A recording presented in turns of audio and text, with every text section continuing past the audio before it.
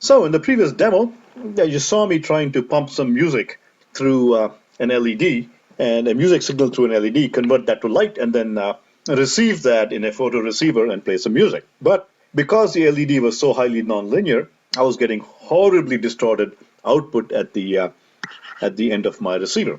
So what do I do? How do I go about making this work? Well, I could try and imagine a perfect linear device.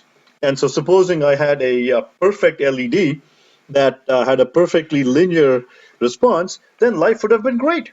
Okay, so if I had a linear response like this, here's my voltage VD, and here is the output I would have produced. Okay, so just to confirm that this is true, let's take some voltage here.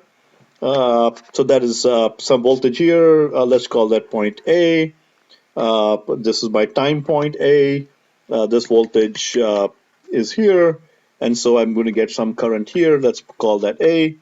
And that current is going to relate to a current at the output at some time point out here, which is going to be this A.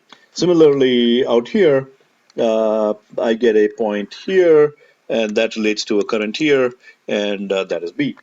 Okay, so A and B and so on. Let me just call that A time, and B time, and B time, just to make clear that those are time points and not voltage or current points. So notice that if I have a nice and linear LED, then life would have been perfect, because as my voltage makes its sinusoidal transitions, it would be transformed by the linear relationship between VD and ID into a sinusoidal current. Okay, with nice, easygoing negative transitions. Okay, this is zero, lots of nice negative transitions, and a nice sinusoid here that was linearly related to the sinusoid at the input. If I had, again, if I had this linear transfer function, life would have been just absolutely great. That's been my problem. What do I do now? What do we do?